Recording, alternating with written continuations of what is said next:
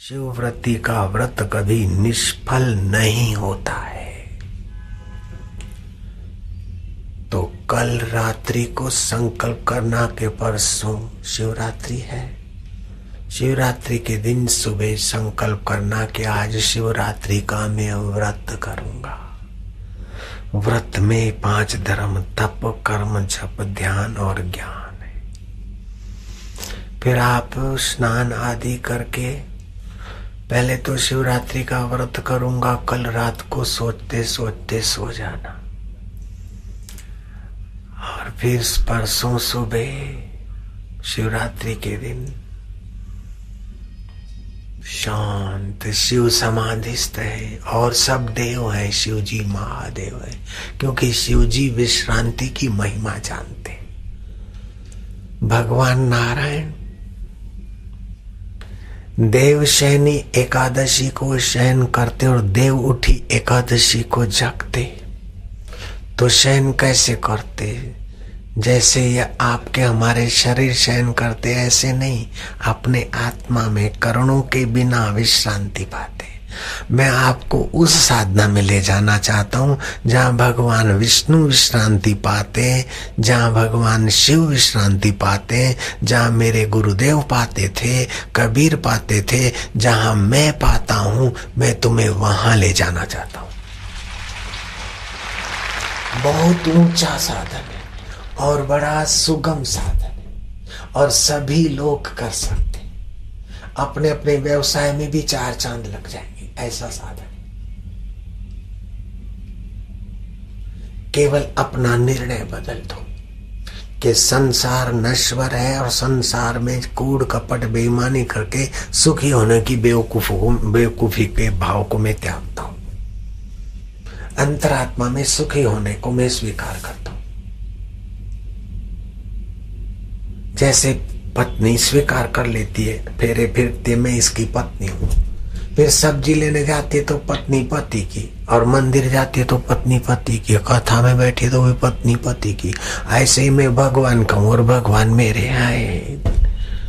ये मानने में क्या जोर पड़ता है? क्या बुरा है, क्या झूठा है? बोलो। मैं ईश्वर का हूं और ईश्वर का ही रहूंगा। ईश्वर मेरे हैं, मैं ईश्वर का हूं। फिर आप क्या करो?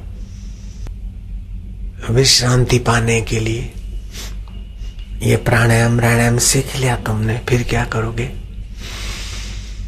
शिवरात्रि को, हाँ, जिसको घुटनों के दर्द की शिकायत है, जोड़ों का दर्द है, गठिया है, वायु की तकलीफ है, बुढ़ापे में हाथ कांपते, ये वायु की तकलीफ है, दवाइयों से ठीक नहीं होता, तो शिवरात्रि आएगी परसों रात। घी का, देसी घी का दिया जला दे। हो सके तो शक्कर, भैंस का घी और गूगल का मिश्रण करके धूप करना शिवरात्रि को। आरोग्य के कण बहुत बनते हैं इनसे। कितना भी रुग्ण व्यक्ति हो, उसके कमरे में ये धूप करो, उसको रोग के कण नष्ट करने में बड़ी मदद मिलेगी। गूगल, शक्कर, भैंस का घी। आप दिया प्योर गाय के घी का दिया जला सके तो दिया जला लिया। और अगर घुटनों की तकलीफ है, वायु संबंधी तकलीफ है, किसी को पित्त संबंधी होती है, किसी को कफ संबंधी होती है, किसी को वायु संबंधी होती है, 3 में से कोई न कोई तो होता ही है। कफ संबंधी हो तो दाहिने नाक से श्वास ले, रम रम जप करे और बाहें से छोड़े 5-6 बार, 2-5 दिन, कफ का प्रभाव कम हो जाएगा। पित्त संबंधी तकलीफ है, गर्मी ज्यादा है, तो बाहें नाक से श्वास ले, हरिओम शांति शांति जपे और दाएं से छोड़े। गुरु गीता का, शिव गीता का थोड़ा जप करे, तुलसी के 5 पत्ते डाल के कटोरी में रखे और फिर वो पानी पत्ते चबा ले, पानी पिया करे। रोज सुबह ऐसा करे, थोड़े दिन में आराम हो जाएगा। अगर शरीर में जलन और गर्मी है, आंवले का पाउडर अथवा तो आंवले का रस का घोल बनाकर शरीर को मत्थे में लगा दे, शरीर में लगा दे, 10 मिनट तक बैठे, बाद में स्नान करे। गर्मी और आंखों की जलन में आराम होगा। बाल झड़ते हैं तो आंवले का रस बालों में लगा दे, ताकि बालों की जड़ें मजबूत हो और बाल झड़े नहीं, और शरीर की फालतू गर्मी, बेकार की गर्मी जो दुख देती है, गुस्सा देती है, वो ठीक हो जाएगी। लेकिन मैं तुम्हारे शरीर की बीमारियां मिटाने तक की बात में राजी नहीं होता हूं। तुम्हारे जन्म जन्म की 84 लाख में भटकाने वाली बीमारियां वो मिट जाए, ऐसा मैं चाहता हूं। अभी विज्ञानी और डॉक्टर बोलते कि तुलसी के पत्ते खाने से मलेरिया नहीं होती, अथवा मलेरिया हुआ है तो 21 तुलसी के पत्ते और 3-4 काली मिर्च चबा के खा ले तो मलेरिया मिट जाती। मेरे को हो गया था, मैंने खाया और मलेरिया मिट गया मेरा। लेकिन अपनी तुलसी के पत्ते मलेरिया मिटाने के लिए या याद शक्ति या बुद्धि बढ़ाने के लिए या कैंसर को दूर रखने के लिए नहीं खाते। हम तो तुलसी भगवान की प्रिया है, भगवान की भक्ति देने वाली तुलसी माता है। भगवान को भोग लगाने में किसी भी वस्तु में तुलसी डालते तो भगवान का भोजन प्रिय हो जाता है। तो हमारी ये तुलसी की जो भी सेवन विधि है उससे करते हैं तो तुलसी में जो रोग मिटाने की ताकत है वो तो मिटेंगे, लेकिन भगवान की भक्ति और सद्भाव की वृद्धि मिलती है। ये नजरिया कितना ऊंचा है। अभी विदेश का डॉक्टर कहता है ओमकार का जप करने से ऐसे ऐसे फायदे होते हैं, ये लाभ होते हैं। हर्बर्ट बेंस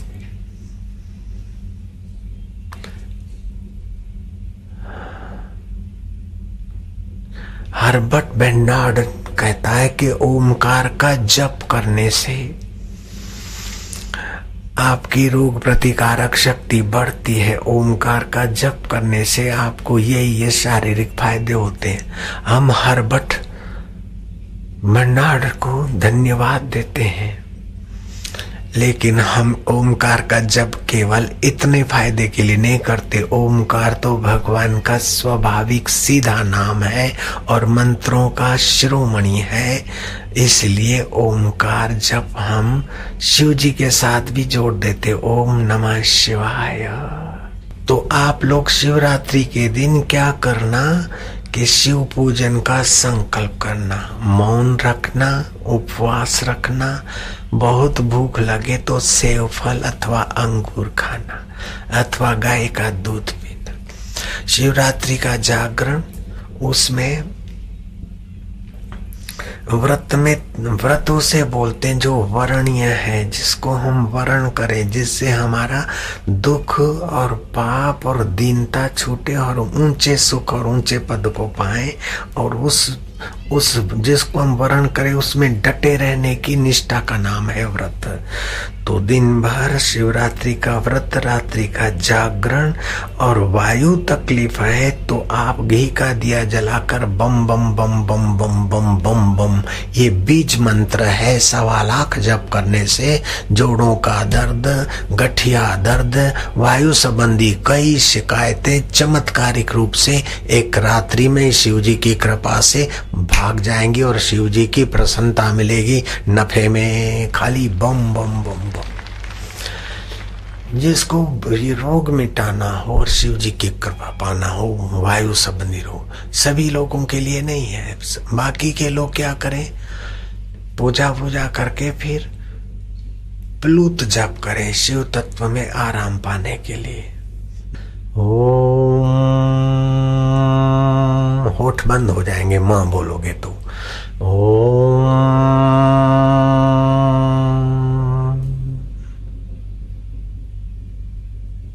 चुप हो गए, जितनी देर बोले उतनी देर चुप।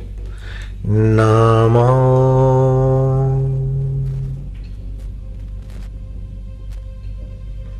शिवाय।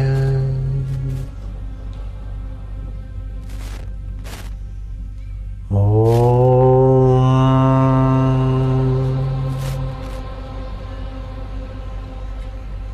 नमो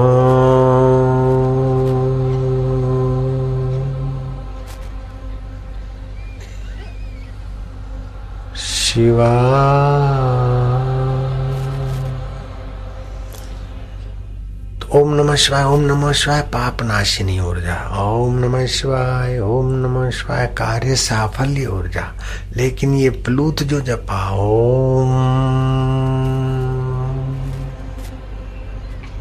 जितनी देर बोलने में लगी उतनी देर चुप। नमः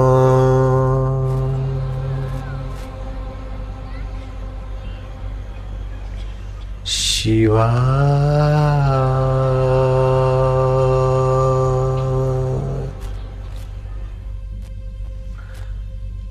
ऐसे ही ओम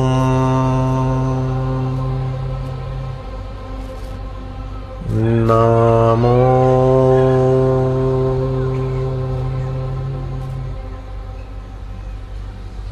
भगवते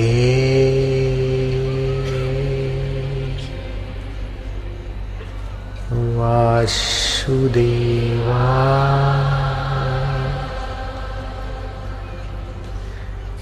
भगवान को प्रीति करते जाओ और शांत होते जाओ।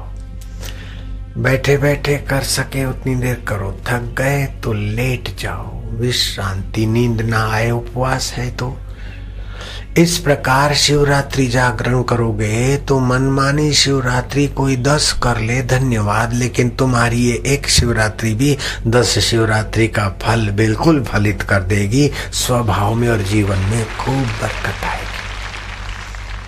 मैं घर में था, एक शिवरात्रि जगा था मैं, उसके बाद मेरे जीवन में चमत्कार होने लग गए थे। खाली एक शिवरात्रि जगा था, अकेले, जहां कोई मंदिर में नहीं आया ऐसे मंदिर में चला गया था। लेकिन जरूरी नहीं आपको वैसे ही मंदिर मिले, जहां भी एकांत मिले।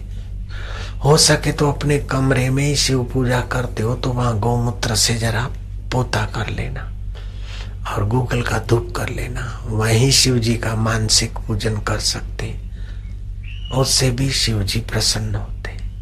एक बार भगवान शिव ने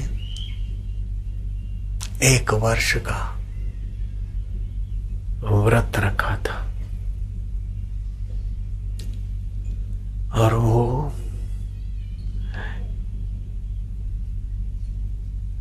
खप्पर व्रत रखा था। और व्रत रखकर घूमते घूमते त्रिलोकी में विचरण करते करते उज्जैनी में 1 वर्ष शिव जी ने बिताया। उस समय जंगल झाड़ी थी। देवताओं को पता चला तो देवता लोग दर्शन के लिए आए कि शिव जी ने खप्पर व्रत लिया है। खप्पर व्रत का मतलब क्या है पता है? खाली पास में खप्पर रखने का, उसी खप्पर में पानी भर के उपयोग लाना, उसी खप्पर के पानी से बबूत बबूत मल के शरीर को लगाना, जहां नींद आए पड़े रहना। शरीर को जो आवश्यकता है भिक्षा में मिल जाए तो ठीक है, नहीं तो संतुष्ट रहना। मान हो जाए, अपमान हो जाए, अपमान की जगह पे जाना। और अपमान होता है तो किसका होता है देखो, मान होता है तो किसका होता है देखो। सब खप्पर में आदर तथा अनादर, वचन बुरे त्यों भले। आदर तथा अनादर, वचन बुरे त्यों भले। निंदा स्तुति जगत की, दे जूते के तल्ले। तो कर्णों में रहते हुए कर्ण निरपेक्ष शिव तत्व में व्यक्ति जगे, इसलिए शिव जी ने व्रत रखा था। देवता लोग दर्शन करने जाएंगे ये समझ के मय दानव ने अपने दैत्यों को हथियार लेकर उज्जैनी में भेजा। ये दैत्य तुम लोग शिव दर्शन करने आए भक्त देवताओं को वहीं खत्म कर देना, क्योंकि शत्रु पक्ष के हैं देवता। तो शिव जी को खप्पर व्रत रखने से विश्रांति मिलती और विश्रांति से अंतर्यामीपना चमचम चमकने लगता है। तो शिव जी ने देखा कि मेरा दर्शन करने को जो आने वाले हैं उनको ये मारने के लिए यहाँ झाड़ियों में छुपे हैं। शिव जी ने संकल्प करके अपना हुंकार कर दिया उस खप्पर फेंकने और हुंकार के बल से वो दैत्य जो प्राण लेते थे उनके प्राण लेने की योग्यता चट हो गई, मतलब हार्ट फेल हो गए, मर गए। शिव जी का व्रत पूरा हुआ और शिव जी अंतर्धान हो गए। वहां से देवता लोग आए कि शिव जी यहाँ रहते हैं, कहाँ गए, तो देवताओं ने ब्रह्मा जी की आराधना की। भगवान ब्रह्मा जी प्रकट हुए और ब्रह्मा जी ने ध्यान लगा कर देखा कि शिव जी ने देखा कि मेरे प्यारे देवताओं को ये दैत्य नष्ट करने के बद इरादे से इस जंगल में छुपे हैं हथियार लेकर, तो अर्थ के बदले अनर्थ हो जाएगा। तो इष्ट का सुमरण करने वाले व्यक्ति का अनिष्ट हो, ऐसा इष्ट होने नहीं देता।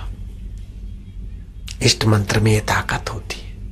गुरु से मंत्र लेते हैं ना, तो गुरु भी इष्ट मंत्र ही देते हैं। तो इष्ट मंत्र जितना मजबूत होता है उतना अनिष्टों से हमारी रक्षा हो जाती है।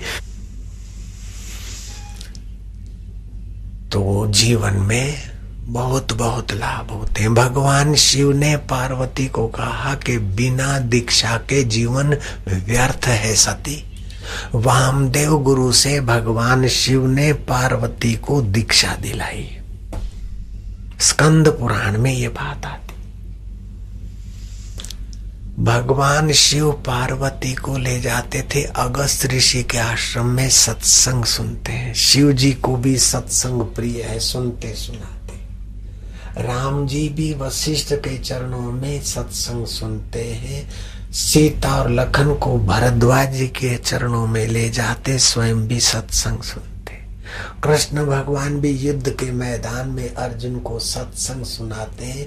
दुनिया की सारी बदौलत अर्पण करके भी सत्संग मिलता है तो सौदा सस्ता है। अगर सत्संग मनुष्य जीवन से निकल जाए, व्रत उपवास निकल जाए, तो मनुष्य जीवन अभी जो दिख रहा है उससे बड़ा भयंकर हो जाता।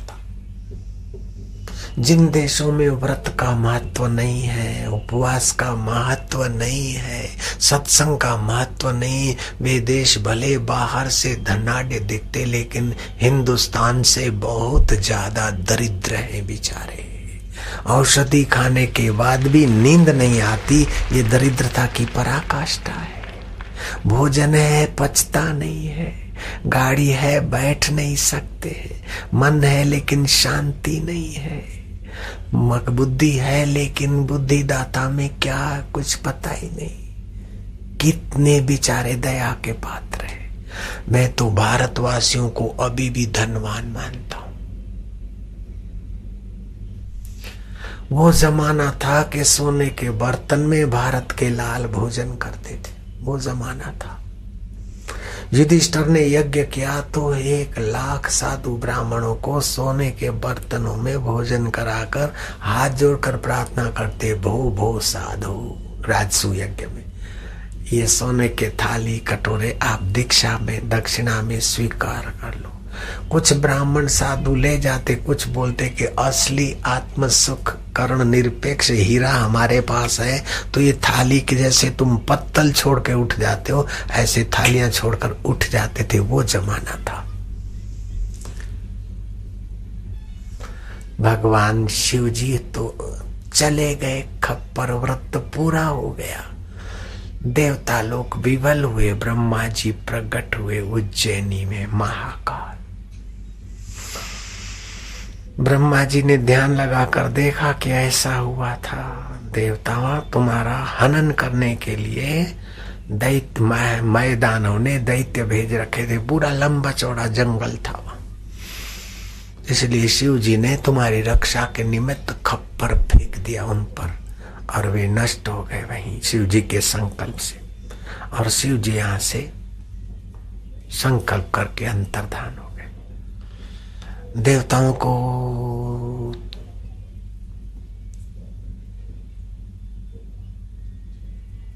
गंभीर होते देखा। पितामह ने, देवता क्या चाहते हो? बोले हम इतने अभागे कि शिव जी के दर्शन करने को निकले और मृत्यु थी, और मृत्यु तो टली लेकिन शिव जी के दर्शन भी तो नहीं हुए। हम भोगों में रहते इसलिए हम योग्य नहीं है शायद। ब्रह्मा जी ने कहा, वत्स अपने को अयोग्य मानकर निराश मत हो। शिव जी के दो स्वरूप है, एक सइंद्रिक और एक करण सापेक्ष, एक करण निरपेक्ष। ऐसे जीव के भी दो स्वरूप है, एक सशरीर, एक निरशरीर। आप समझ रहे ना, बहुत सूक्ष्म ऊंची बात है। तो शिव जी जो आंखों से दिखते हैं तो वो माया विशिष्ट शिव है, लेकिन शिव माना कल्याण स्वरूप, जो नेत्रों में देखने की सत्ता देता है, कान में सुनने की सत्ता देता है, मन को सोचने की सत्ता देता है। ये सब बदल जाते, फिर भी जो नहीं बदलते वह शिव जी का वास्तविक स्वरूप है, करण निरपेक्ष। तुम उसी वास्तविक शिव स्वरूप में ध्यानस्थ हो जाओ, प्रार्थना करो, तो फिर उसी की प्रसन्नता से साकार भी प्रकट हो जाएंगे। नामदेव ने, एकनाथ ने, ज्ञानेश्वर ने क्या करा, मूर्ति का आधार लेकर अमूर्त में गए, और अमूर्त में गए तो मूर्ति वाला भी प्रकट हो गया। समर्थ ने भी ऐसा किया। पंचवटी में सियाराम जी आए थे, समर्थ रामदास से प्रकट हुए, मिले, लेकिन सिया माना वो भक्ति की धारा और राम माना वो चैतन्य, वो वृत्ति एकाकार हुई तो सियाराम प्रकट हुए। तो ये भक्ति का, सूक्ष्म भक्ति का रहस्य ब्रह्मा जी ने देवताओं को समझाया। तुम चुप हो जाओ, ध्यानस्थ हो जाओ। नास्ति ध्यानम समम तीर्थम। और तुम्हारा संकल्प है वो आत्म शिव जानते हैं। आप विश्रांति पालो, जो संकल्प है उसको लेकर चुप हो जाओ। अपने आप शिव जी का आत्मा, तुम्हारा आत्मा एकाकार हो जाएगा। शिव जी कृपालु है, प्रकट हो जाएंगे। सूरज की किरण चलती है 1,86,000 माइल की गति से तो 8 मिनट में पहुंचती है। करोड़ों करोड़ों माइल सूरज आपसे, हमसे दूर है, लेकिन आपकी आंख की पलक खुलते ही सूरज दिख जाता है। तो आपके मन की गति करोड़ों माइलों से भी ज्यादा तेजी से है। ऐसे आप मन से शिव में आराम करोगे तो शिव मन से यहाँ प्रकट होने में देर नहीं लगेगी। महाराज देवताओं ने सामूहिक संकल्प था, विश्रांति पाई और शिव जी देख गए, जान गए कि मेरे प्यारे मुझे साकार रूप में देखना चाहते। शिव जी प्रकट हो गए। देवताओं ने स्तुति की और शिव जी प्रसन्न हुए और शिव जी ने कहा, वरम ब्रूयात, वरदान मांग लो। और गर्दानी है तो देने बैठते तो आगे पीछे का गणित लगा के नहीं देते। एवं मस्तु। बोले प्रभु, एक तो आपकी भक्ति प्रीति, जैसे आप सर्वावस्था में समाधि, काम विजयी हो, भोग पर आपका है नियंत्रण, और योगेश्वर हो। हे योगेश्वर, आपकी प्रीति, भक्ति, विश्रांति मिले। दूसरी बात, देवता लोग आएंगे, मैदानों के दैत्यों ने हमको मारने का संकल्प किया। आप नाराज होकर खप्पड़ उछालकर उनको नष्ट कर दिया। लेकिन प्रभु, उन नष्ट हुए दैत्यों की सद्गति हो जाए।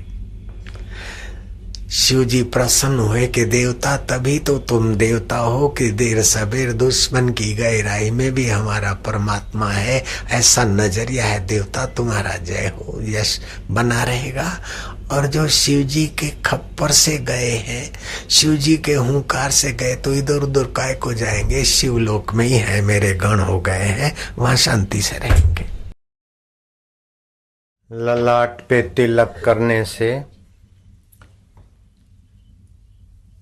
शिव नेत्र, जिसको विज्ञानी लोग पीनियल ग्रंथि बोलकर अभी इसकी सराहना कर रहे हैं, वो विशेष सजग रहता है। और इस शिव नेत्र पर तिलक महिलाओं को हर रोज करने का आदेश दिया शास्त्रों ने, क्योंकि महिलाएं ज्यादातर मूलाधार, स्वादिष्टान, मणिपुर इन केंद्रों में जीती हैं। तो उनमें पुरुषों की अपेक्षा श्रद्धा अधिक होती है, ये सद्गुण है, लेकिन साथ साथ में संशय और भय भी अधिक होता है। तो संशय और भय का कोई दुरुपयोग न कर ले, इसलिए उनकी पीनियल ग्रंथि शिव नेत्र की यात्रा अच्छी हो तो शास्त्रों ने आज्ञा दी कि महिलाओं को तिलक प्रतिदिन करना चाहिए।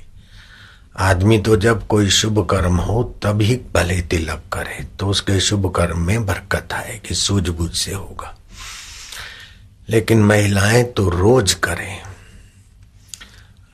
देखा जा सकता है कि मनोती मानने में, टूणा टोटका में, अला बांधूं, बला बांधूं, भूत बांधूं, प्रेत बांधूं, डाकिनी बांधूं, साकिनी बांधूं, ऐसे माहौल में महिलाओं की जितनी लंबी कतार होती है उतनी आदमियों की नहीं होती है।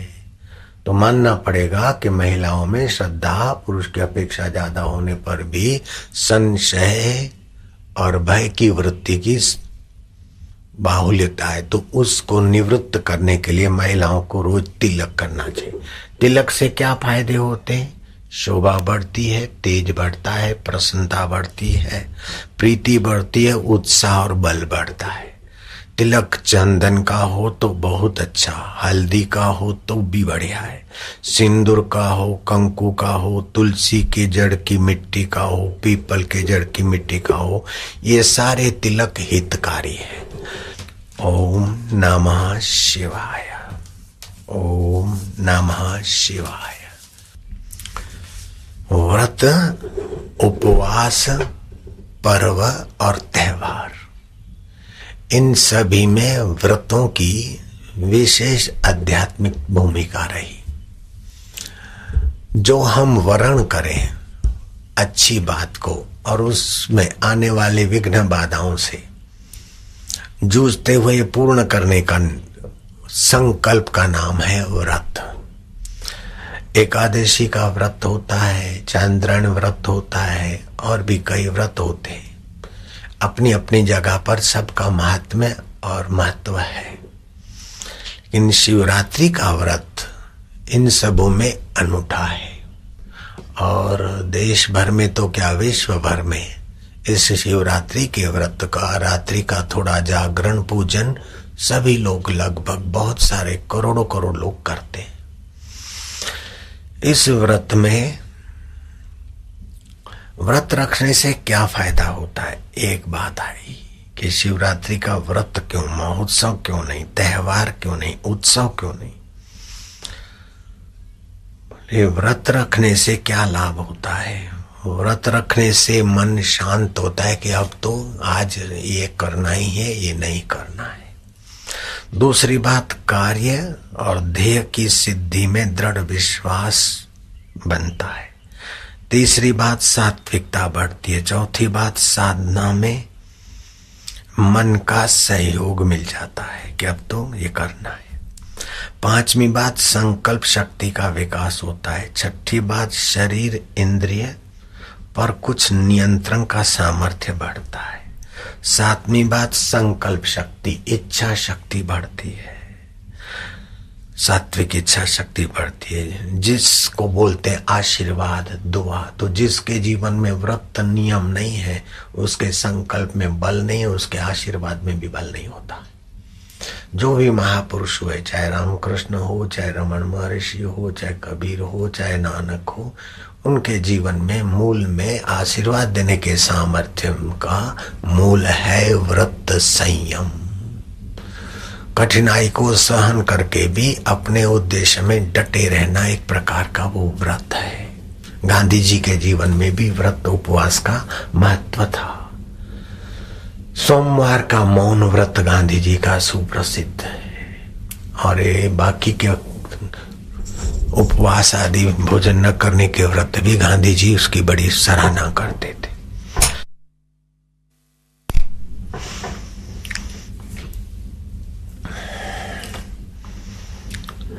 महान आयुर्वेदज्ञ वाकभट्ट से देवों के वैद्य अश्विनी कुमार रूप बदलकर परीक्षा लेने को आए।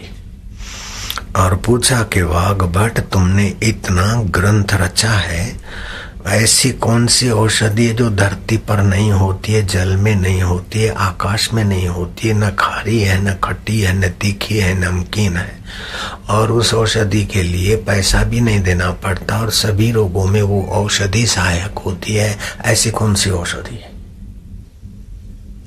देवताओं के वैद्यों ने पूछा मनुष्य के वैद्यों से। वाघ भट्ट से पूछा, अश्विनी कुमार देवताओं के वैद्य है।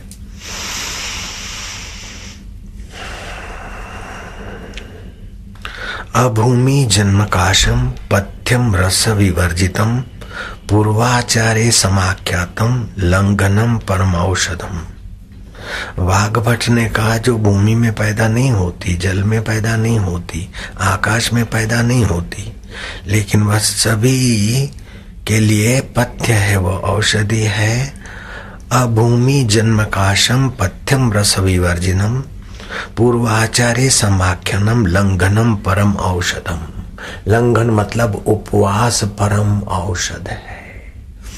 रोग आ गया हो तो आप आराम और उपवास करें तो बहुत सारे रोग के कण जठरा स्वाह कर देती है, क्योंकि शरीर की जीवनी शक्ति का कर्तव्य ही हो जाता है शरीर को स्वस्थ कर। तो उपवास से रोग प्रतिकारक शक्ति बढ़ती है। उपवास से शरीर में छुपे हुए रोगों के कण दोष स्वाह होते हैं। उपवास से मन शांत होता है। उपवास से कार्य देह की सिद्धि में दृढ़ता आती है। गांधी जी भी सत्याग्रह के उपवास से अंग्रेजों को भगाने में इसका उपवास का भी गांधी जी को मदद तो मिली ही। उपवास का एक लौकिक अर्थ होता है और दूसरा आध्यात्मिक अर्थ होता है। लौकिक अर्थ होता है कि हम आहार ना करें, इसको बोलते उपवास। तो आहार 3 प्रकार का होता है। आहरंती आहार, जो हम बाहर से अंदर ले उसको आहार बोलते हैं। तो देखने को, सुनने को, सूंघने को भी बाहर से अंदर लेते हैं, ये सूक्ष्म आहार है। विचारों को और तात्विक विचारों को ये सूक्ष्म तरव्य आहार है। और अन्न फल औषध आदि जो कुछ दूध पानी खाते हैं ये स्थूल आहार है। तो स्थूल आहार, सूक्ष्म आहार और सूक्ष्मतर आहार। तो उपवास के दिन में स्थूल आहार का नियंत्रण करके सूक्ष्म आहार सात्विक ले और सूक्ष्मतम आहार अंतःकरण में प्रकट हो जाए तो हो गई महाशिवरात्रि। लाभ ऐसा होगा कि करोड़पति को भी वो समता मिलना संभव नहीं। अरबपति के जीवन में भी वो आंतरिक आनंद और शांति और खुशहाली संभव नहीं जो उपवास व्रत वाले को सहज में मिल जाती। साधारण आदमी सुख सुविधाओं में जीने वाला आदमी को जरा सा दुख और असुविधा आ जाए तो जितना खिन्न और अशांत हो जाता है, अथवा सफलता मिल जाए तो जितना हर्षित हो जाता है, उतना व्रती के जीवन में हर्ष और शोक के धक्के नहीं लगते। हर्ष और शोक के धक्के जितने कम लगेंगे उतना उसकी आध्यात्मिक उन्नति और मानसिक उन्नति मानी जाती है। सिख धर्म के आदि गुरु ने कहा, हर्ष शोक जाके नहीं, वैरी मित समान, कह नानक सुन रे मना, मुक्त ताहि ते जान। उसने मनुष्य जीवन में मुक्ति का फल पा लिया। तो व्रत, उपवास और चित्त की समता आपको मुक्त आत्मा बनाने में बड़ी महत्व की भूमिका निभाती है। लेकिन व्रत उपवास के दिन कोई पान मसाला खाए और चाय और कॉफी पीता जाए तो व्रत उपवास का फायदा नहीं होगा। सात्विक आहार और सूक्ष्म आहार ये तामसी आहार है। चाय, कॉफी, पान मसाला ये तामसी है। और लोग ऐसी गलती करते हैं, शिव जी को व्यसन है भुवन भंग करने का, ये शास्त्रों में लिखा है। लेकिन नशेबाजों ने शिव जी के नाम से नशे की छूट ली भुवन भंग व्यसनम, तो शिव जी को भांग का व्यसन है और भांग घोड़कर शिवरात्रि को पिया जाए। वास्तविक में जो सृष्टि की आसक्ति है उसको हटाने का व्यसन है शिव जी को, और आत्मा में समाधिस्थ कराने का व्यसन है। अर्थ ये होता है। दूसरा अर्थ लोग बोलते सुल्फा पेन पीते न, लगाओ दम मिटे गम। हकीकत में दम लगाना उसको बोलते कि जहां जहां हल्के विचारों में, हल्के आकर्षण में तुम्हारा मन इंद्रियां जाती है तो नियंत्रण करो, उनको ब्रेक लगाओ। तो ये हुआ दम लगाना। तो लगाओ दम तो मिटे अशांति और खिन्नता का गम। सही अर्थ तो ये है, लेकिन सुल्फाबाज ने शिव जी का नाम लेकर मारो दम मिटे गम। दम मारने से गम मिटता तो महाराज सभी सुल्फेबाज आनंदित होते, बापूजी हो जाते। जयराम जी बोलना पड़ेगा। बेटे जी नहीं रहते, बापूजी वह है जो सुख दुख में सम रहे। बेटे वो है जो जरा जरा बात में दुखी हो जाए, जरा जरा बात में सुखी हो जाए। स्वामी उसको ही बोलते हैं जो मन इंद्रियों के प्रभाव से अपने को मुक्त कर रहा है, और दास उसी को बोलते जो मन इंद्रियों के प्रभाव में ही बेचारा जीवन बिता रहा है। तो अब शिवरात्रि का व्रत, उपवास का आध्यात्मिक रूप समझने को चलेंगे। लौकिक तो रूप थोड़ा सा समझा। विष्णु धर्म पुराण में लिखा है व्रत उपवासेर यह विष्णु नाम जन्मनि तोषिता ते नरा मुनिषा दुलह ग्रह रोगादि बाधिना। जिन्होंने पूर्व जन्म में व्रत उपवास के द्वारा भगवान को संतुष्ट किया है, वह ग्रह दोषों से, बाधाओं से, अशांति और अकाल मृत्यु से सहज में बचकर संसार में संतुष्ट जीवन बिताते हैं। व्रत उपवास वाले के जीवन में इतना असंतोष नहीं रहेगा जितना व्रत उपवास रहित जीवन आदमी असंतुष्ट रहते हैं। परदेश में देखो लोग जरा जरा बात में सुसाइड कर देते हैं, अशांत हो जाते, कुछ का कुछ कर देते हैं। और भी कई दृष्टांत है कि हमारे फौजियों में भी जो एकादशी और सोमवार के व्रत की परंपरा है, तो कहीं कुछ वर्ष पहले ऐसी जगह पर हमारे फौजी गए जहां भूखामरी के 3 दिन हुए, तो दूसरे लोग खिन्न अशांत हो गए, लेकिन भारत के फौजियों का हौसला बुलंद रहा। ये मैंने पहले सत्संग में विस्तार से कहा है, विषयांतर नहीं करते अपन। तो व्रत उपवास से जिसने अपने आत्मा की थोड़ी बहुत शुद्धि की और परमात्मा को संतुष्ट किया, वह नवग्रहों के कोप से बच जाता है, अकाल मृत्यु से बच जाता है। भगवान शिव जी का एक मंत्र है, वो सभी लोगों को एक बार तो जपना ही चाहिए। यात्रा के पहले अगर एक बार वो मंत्र जप कर यात्रा करे तो एक्सीडेंटों से रक्षा होने में बहुत मदद मिलती है।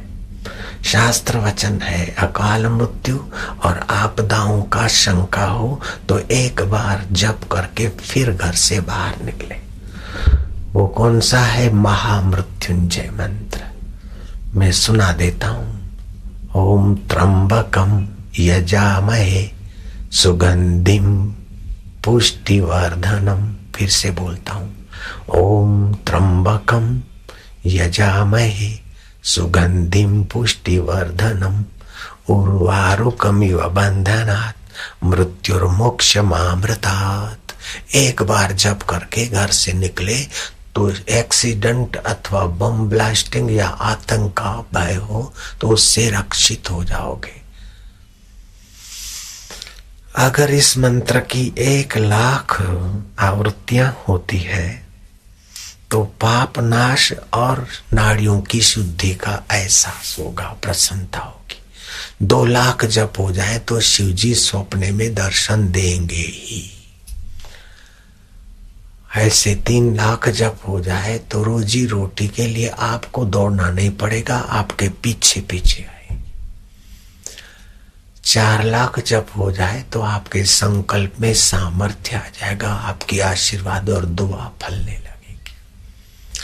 इस प्रकार 10 लाख हो जाए तो शिव जी स्वयं प्रकट होकर बातचीत भी करेंगे, मनोवांछित वरदान देंगे, ऐसा पुराणों में लिखा हुआ है।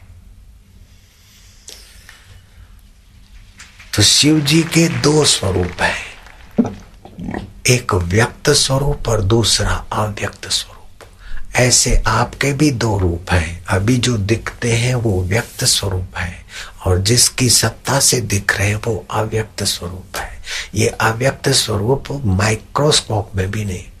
ये कोई आदमी मरने को है तो मरते समय उसका जीव का रूप, रंग, डिजाइन अथवा वजन कैसा है ये खोजते खोजते विज्ञानी हार कर चुप बैठ गए।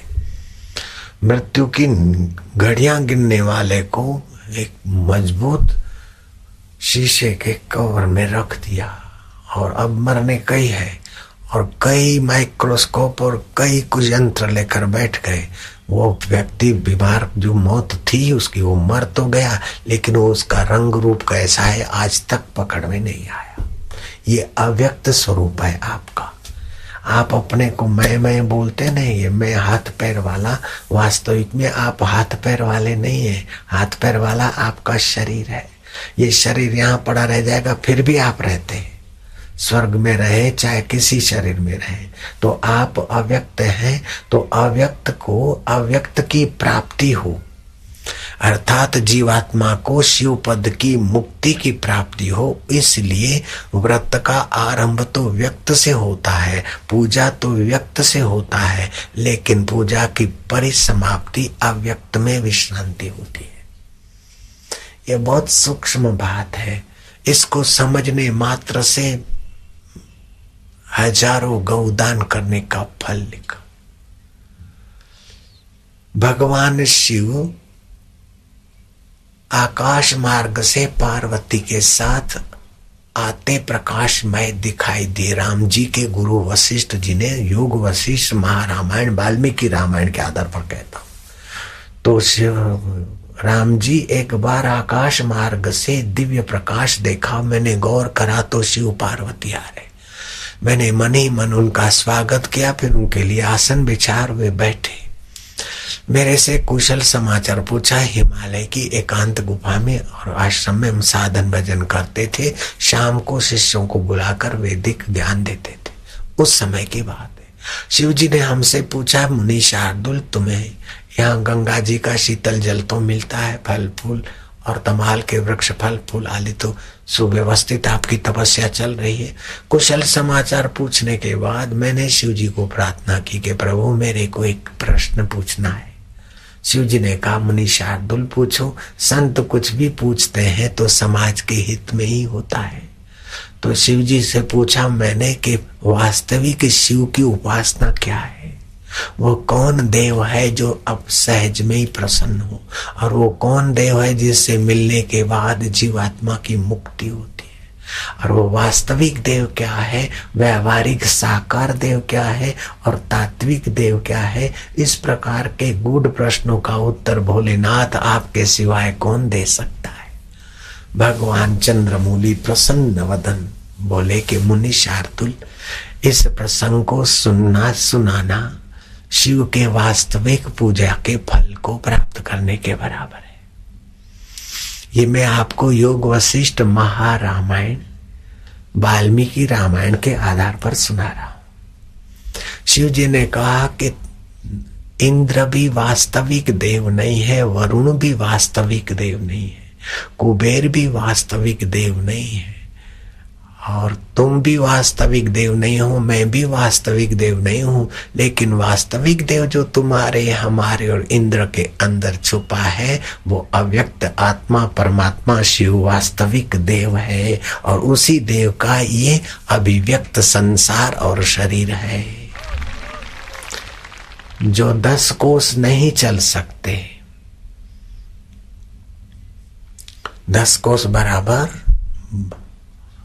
32 किलोमीटर। जो 10 कोस नहीं चल सकते हैं उनके लिए 2 फलांग भी चलना अच्छा है। जो वास्तविक शिव तत्व का ज्ञान और सत्संग नहीं पा सकते उनके लिए ऋषियों ने बाह्य शिवलिंग की पूजा का विधान किया है और उसमें बिली पत्र चढ़ाने का विधान किया। बिली पत्र वायु दोष शामक होते हैं, इसलिए सावन महीने में बिली पत्र की पूजा की विशेषता है। और बिली पत्र के वातावरण से सत्व की वृद्धि होती है। और बिली पत्र में 3 पत्ते होते हैं, तो जीवन में सत्व गुण भी है, रजोगुण भी है, तमोगुण है। इसी से यह सव्यक्त शरीर चलता है। लेकिन ये हो के बदल जाते हैं, फिर भी जो नहीं बदलता है उस शिव की स्मृति याद आए अंतरात्मा में, इसलिए बिली पत्र चढ़ाकर शिव की पूजा का विधान है। फिर शिव की पूजा पंचामृत से की जाती है, दूध, दही एवं शहद आदि।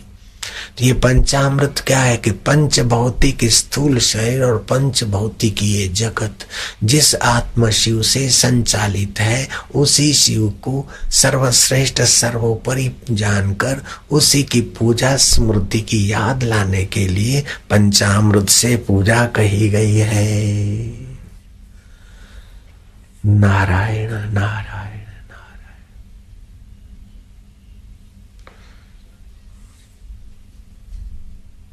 उपवास का बड़ा भारी महत्व है, तप का व्रत का महत्व है। और उस महत्व से जो संपन्न होकर आए उनके जीवन में आध्यात्मिक निखार है। लौकिक सुख सुविधाएं होने पर भी बुद्ध पुरुष जैसे सिद्धार्थ लौकिक भोग में नहीं रुके। या कबीर जी को क्या कमी थी, नानक को या और महापुरुष मीरा आदि को, फिर भी पूर्व काल के व्रत उपवासों ने उनको रानी पद के ऐश आराम को तुच्छ दिखाकर आत्मपद और भगवत प्रीति। ऐसे ही अकबर की प्रेयसी ताज को क्या कमी थी अकबर के तरफ से, तो उसका ताज नाम रखा गया था हमीदा का। फिर भी पूर्व का कोई जप तप था, कृष्ण की भक्ति में ऐसी मशगूल हो गई कि श्री कृष्ण के साथ वार्तालाप करने का अवसर मिलता था। और विरोधी रानियों ने अकबर को भड़काया तो अकबर आकर उसके दरवाजे पर कान देकर सुनने लगा। तो उसकी बातचीत से आवाज आया कि एक पुरुष का आवाज और एक मेरी ताज का आवाज। अकबर ने दरवाजा खटखटाया, ताज ने दरवाजा खोला और अकबर ने मयान से तलवार निकाली। बोल कौन था, किस मर्द के साथ बात कर रही थी?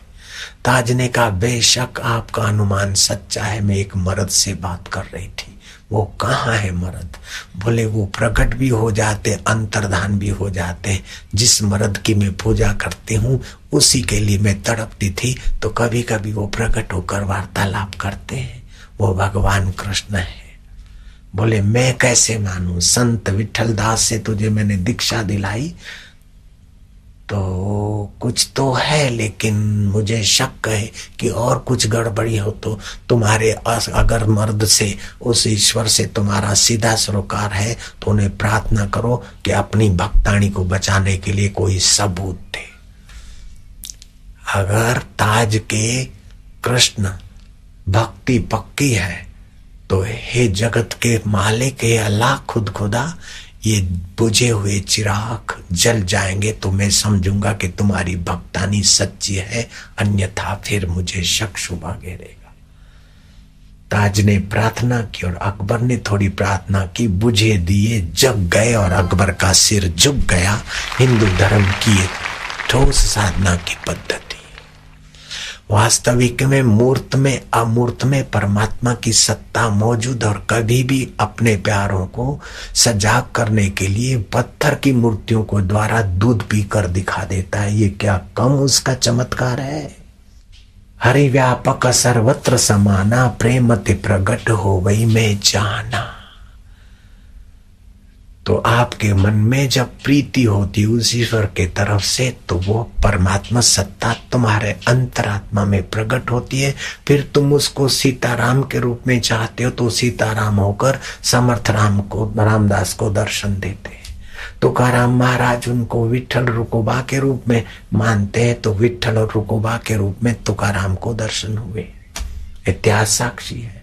और मोरिया बाबा उनको गजानंद, गणों का स्वामी गजानंद स्वामी मानते हैं। तो गणों का स्वामी मानते हैं। तो मोरिया बाबा को गणपति के रूप में भगवान ने दर्शन दिया और तभी से कहावत चली होगी, गणपति दादा मोरिया, मोरिया बाबा का नाम जुड़ गया, लाडू लाओ लव करिया। तो अमुक इष्ट मंत्र के 9 करोड़ जप करने से, और 9 करोड़ ऐसा नहीं, 1 1 2 2 अमावस्या पूर्णिमा पर्व के दिन एक बार जप करो तो 100 गुना 1000 गुना जैसी एकाग्रता ऐसा हो जाता है उसका आंकड़ा। तो जिन मनुष्यों ने कंप्यूटर खोजे, सिम कार्ड खोजे, एक पानी के बूंद से चला हुआ मनुष्य की यात्रा, उसने ऐसी खोज कर दी कि आपका बैंक बैलेंस पूरा हो गया अथवा आपका मोबाइल का कार्ड सिम कार्ड पूरा हो रहा है, जल्दी भराओ तो फिर चार्ज कराओ। जब उनके कंप्यूटर सिस्टमेटिक काम कर लेते हैं तो ईश्वर की सृष्टि का कैसा कंप्यूटर होगा, मनुष्य की कल्पना के बाहर है। लेकिन ईश्वर की सत्ता को माने बिना कोई चारा ही नहीं। ऐसी कौन सी सत्ता है जो आप कोई नहीं देखता और बुरा करते तो दिल में धड़कनें बढ़ जाती है? ऐसी कौन सी सत्ता है जो कोई नहीं देखे और आप अच्छा करते तो हृदय में संतोष आ जाता है, ओज बढ़ जाता है, बल बढ़ जाता है, निर्भीकता बढ़ जाती है?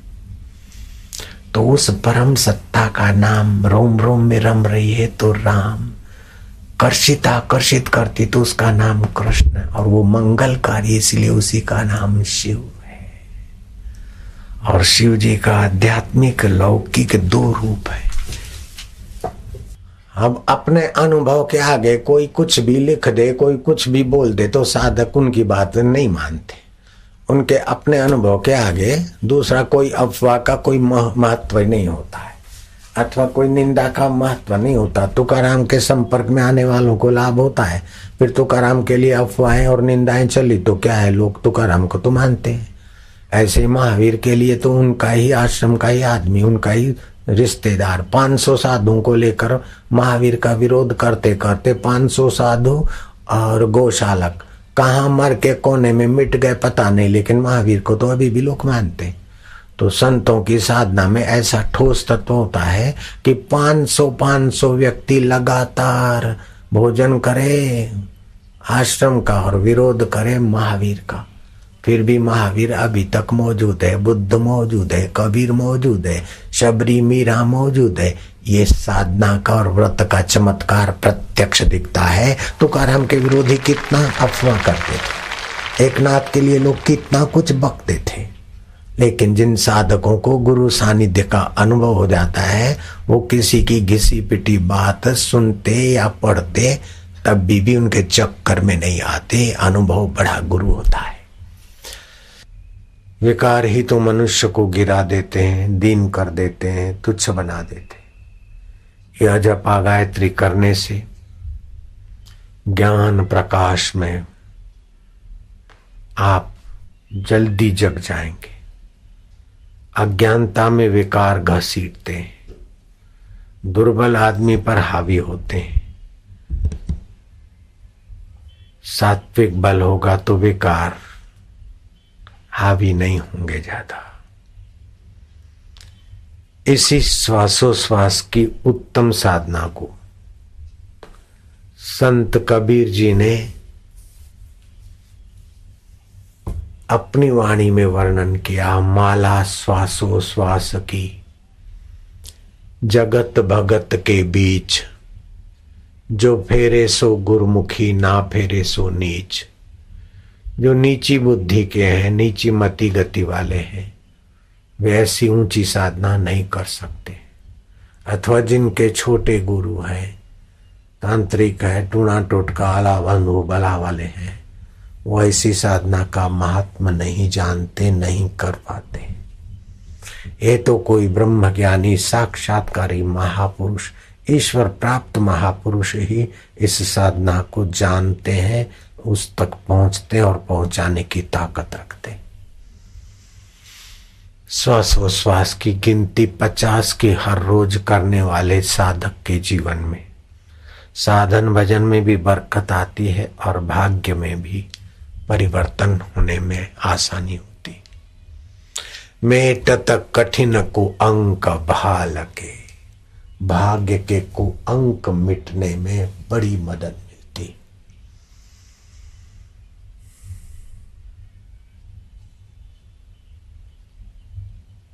इंद्रियों का स्वामी मन है और मन का स्वामी प्राण है। जिसका प्राण तालबद्ध है वो लंबी आयुष्य का धनी होता है। समझो 40 साल चले उतने श्वास लेकर आया है, लेकिन ये साधना करेगा तो उतने श्वास में 45-50 साल निकाल लेगा। हम 21,600 श्वास हर रोज खर्च करते हैं, उसमें 10,000 लीटर श्वास लेते छोड़ते हैं। 13 किलो भोजन 12 किलो भोजन की शक्ति उसी से हम लेते हैं। 1 किलो भोजन अन्न फल दूध आदि से मिलता है। 2 किलो पानी लेते हैं और 12 किलो श्वासोश्वास के द्वारा पोषण लेते हैं। वो हवामान शुद्ध हो तो बहुत अच्छा है। कुत्ता 1 मिनट में 50 श्वास छोड़ता है। कम आयु 14 वर्ष के आयुष्य में तो मर ही जाना है उसको। घोड़ा 35 श्वास लेता है, 30 वर्ष जीता है। हाथी 1 मिनट में 20 श्वास लेता है और कछुआ 1 मिनट में खाली 5 श्वास ही खर्च करता है, 400 वर्ष तक जी सकता है। मनुष्य 1 मिनट में 15 श्वास खर्च करता है। अगर ये श्वासोश्वास गिने तो 1 मिनट 12 श्वास में ही पूरा कर लेगा। 11 श्वास में 10 श्वास में भी पूरा हो जाएगा। 10, 20, 30, 40% अपना श्वास की मूड़ी उसकी बच जाएगी। आप 60 साल 3 महीने 6 दिन 2 घंटा ऐसे आयुष्य नहीं लेकर आते। 2 खरब 2 अरब 5 करोड़ 4 लाख 3,200 और 3 श्वास है तो आप 4 नहीं ले सकते। श्वासों पर आयुष्य होती है। तो जो चलते चलते बात करते उनके श्वास ज्यादा खर्च होते। 1 मिनट में 15 से ज्यादा खर्च होते। संभोग के समय बहुत ज्यादा खर्च होते। भय के समय ज्यादा खर्च होते। अनियमित खान पान से ज्यादा खर्च होते। लेकिन ये सब होने के बाद भी अगर प्राणायाम करते हैं और इस प्रकार श्वासोश्वास गिनते हैं तो श्वास तालबद्ध होने से बहुत कम श्वास में समय ज्यादा आप गुजार सकते।